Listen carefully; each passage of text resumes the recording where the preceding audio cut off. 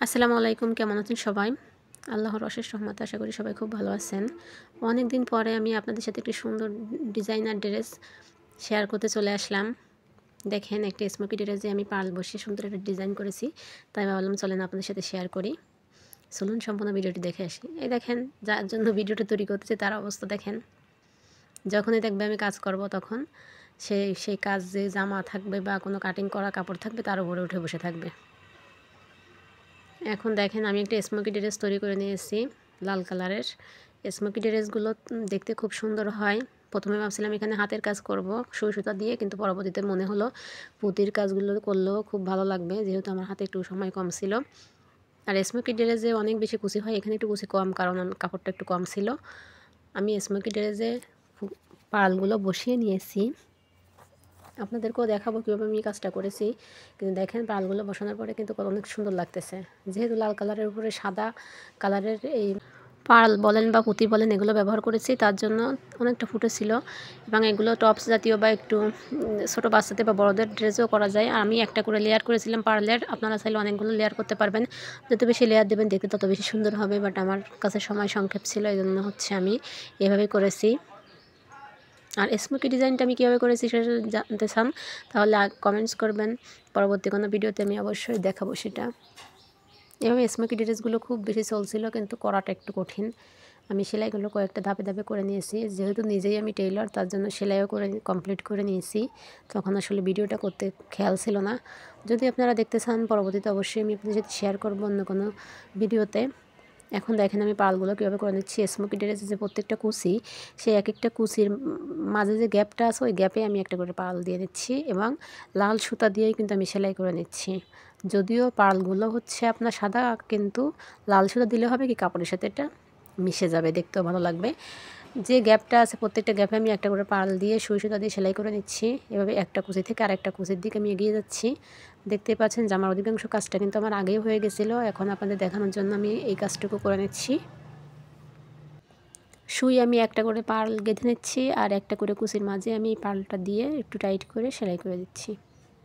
খুব ইজি এই কাজটা, কিন্তু যেটা কঠিন এই জামার ডিজাইনে সেটা হচ্ছে স্মোকি ডিজাইনটা করা। একটু অন্যরকম, অবশ্য দেখলে আপনারা সবাই পারবেন। আমিও কিন্তু দেখে দেখেই শিখেছি, ইউটিউবে দেখেই আমি এটা শিখে নিয়েছিলাম।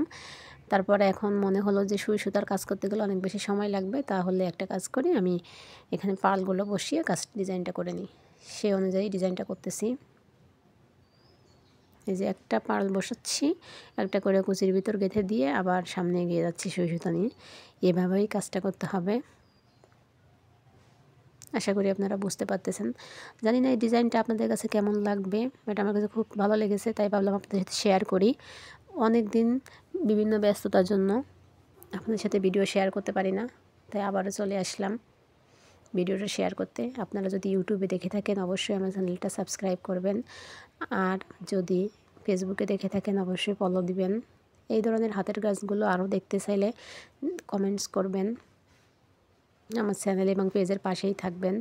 আমি কিন্তু এই ধরনের ড্রেসগুলো হাতের কাজ করি, নিজেদের জন্য তৈরি করি, এবং অনেক সময় ব্যবসায়িক উদ্দেশ্যে বিক্রিও করে থাকি, যেহেতু নিজের একটা টেইলার্স আছে, এবং হ্যান্ড এমব্রয়ডারির কাজগুলো করে থাকি আমি। আপনারা চাইলে ঘরে বসে এই ধরনের কাজ করে কিন্তু ইনকামও করতে পারেন, আবার নিজেদের বাচ্চাদের জন্য সুন্দর সুন্দর ড্রেস তৈরি করতে পারেন। ড্রেসটা বাস্তবে দেখতে অসম্ভব সুন্দর হয়েছিল, এই জন্য ভাবলাম আপনাদের সাথে শেয়ার করি। পরবর্তীতে আমি কিন্তু এই ড্রেসের নিচের দিকে লেজও দিয়ে দিছি, সাদা কালারের লেজ দেওয়ার জন্য আরও বেশি সুন্দর লাগতেছিল। এখন আমি ড্রেসের যে উপরে হাতার কাছে আছে ওইখানে দেখা যাচ্ছে লেজটা একটু কম পড়ছিল, তার জন্য চিন্তা করলাম ম্যাচিং করে আমি এখানে এই ধরনের সুন্দর করে সুই সুতা দিয়ে যে নিডেল দিয়ে যে লেস করা যায় সেটা করে দিচ্ছি। দেখেন আমি কিভাবে করতেছি, অবশ্যই দেখে বুঝে নিতে হবে। সব কিছু আসলে ডিটেলস বলেও বোঝানো যায় না, জাস্ট চোখের আইকিউতে দেখে কিন্তু অনেক কিছুই আইডিয়া করা যায় এবং বোঝা যায়। যারা একটু সেলাই পারেন তারা এই ধরনের সেলাই কিন্তু খুব সহজেই করতে পারবেন। এভাবে করে দিলে যে কোনো কালারের পরে অন্য কালার দিয়ে ম্যাচিং করে দিলে কিন্তু একদম লেজের মতো হয়ে যায়। আর এই লেসগুলো অনেক বেশি টেকসইও হয়, কাপড়ের সাথে গেঁথে থাকে। এই যে দেখেন আমি বাটন হোল স্টিচ দিছি, কিন্তু সেটা দেওয়ার মানে অন্যরকমভাবে দিয়েছি, কিন্তু সেলাইটা কিন্তু বাটন হোল স্টিচ। দেখেন আমি কীভাবে প্রথমে সেলাইটা দিলাম, এরপরে এই সেলাইটাকে ঘিরে আমি বাটন হোল স্টিচ দিয়ে ফুলের মতো তৈরি করে নেব। এভাবে করলে কিন্তু সুন্দর একটা লেস তৈরি হয়ে যাবে। আপনারা চাইলে জামার হাতায়, বাচ্চাদের ফ্রকে বা যে কোনো কিছুতে এই ধরনের ডিজাইনগুলো করতে পারবেন। দেখতে অসম্ভব সুন্দর লাগে।